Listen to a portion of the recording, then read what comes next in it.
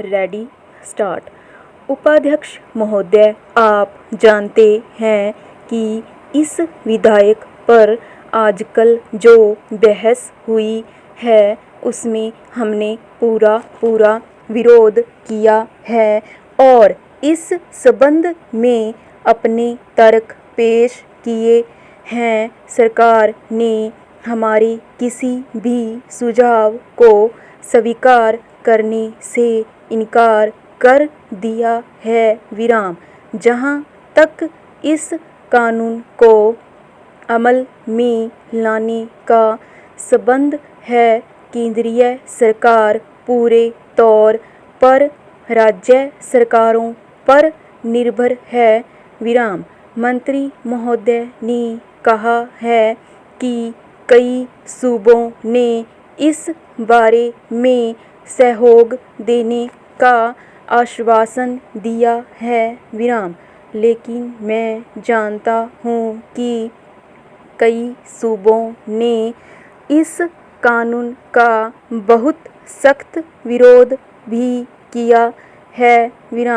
उनका कहना है कि केंद्रीय सरकार को किसी भी तरह सहकारी क्षेत्र की संस्थाओं के संबंध में अपने अधिकार को प्रयोग करने का प्रयास नहीं करना चाहिए। इस सुझाव को पेश करने में मेरा खास मकसद यह है कि अगर सरकार ने इस विधेयक को अमल में लाना ही है तो फिर यह विधेयक सारे देश में एक साथ अमल में आए और यह तमाम सहकारी बैंकों या सहकारी संस्थाओं पर एक साथ लागू हो। वरना जिस सूबे की सरकार यह मान लेती है कि इस विधेयक को वहाँ पर अमल में लाया जाए, वहाँ की सहकारी बैंकों को प्रीमियम देना पड़ेगा। इसका परिणाम यह होगा कि यह नया बोझ उस सूबे के बैंकों पर नहीं पड़ेगा जिसकी सरकार इस विधेयक को मानने से इनकार करती है।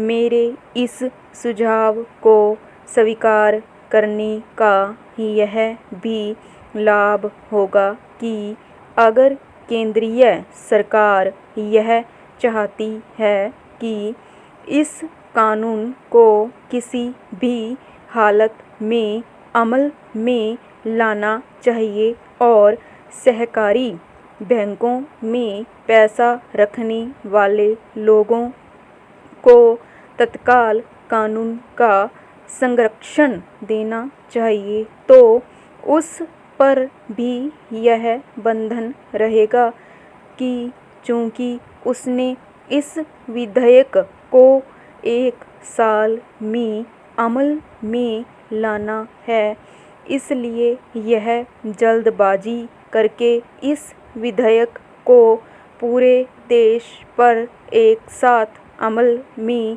ला पाएगी।